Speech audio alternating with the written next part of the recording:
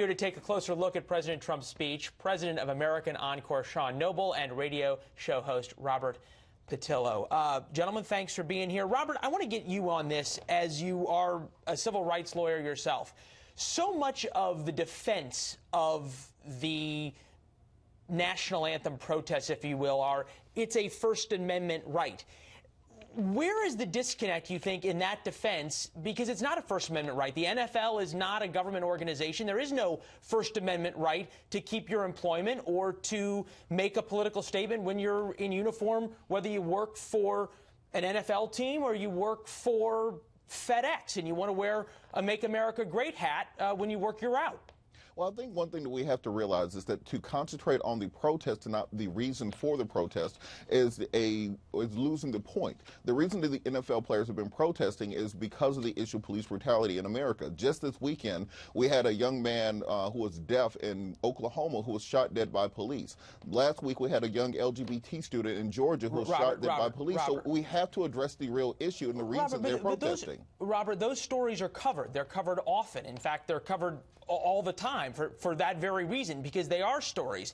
But at the same time, Sean, don't NFL owners have the right to either hire or fire people, whether it's because they make a political statement by taking a knee during the national anthem, or they put on, you know, a Trump jersey during a game? Either way, the owners have that right. Where is the outrage here, you think?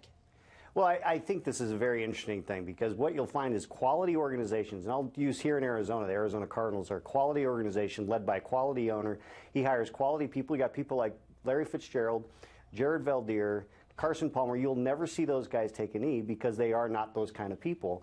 And I think that if owners wanted to fire somebody to do that, they could do that. But they're not going to do that because they're there to play a game. It is a game, and it's something for the American people to wrap their head around. I think this has become a real tempest in the teapot. I think middle America doesn't really care about this. I think there's a media and elite, reaction to this, because at the end of the day, we've got quality NFL players, NBA players that are going to continue to play the game. They're going to play the game well and entertain the American people. All right. So, Robert, back to you on this issue. You're a Southern Democrat. We've talked often about how Southern Democrats feel they're being abandoned by the left wing of the Democratic Party. You've mentioned that. You've written on that as well. Here you have, and we heard from Peter Doocy, the president show up in Alabama, and he got, according to Peter, almost a bigger applause line about the NFL and taking a knee and the lack of patriotism by NFL players as he did for any other reason.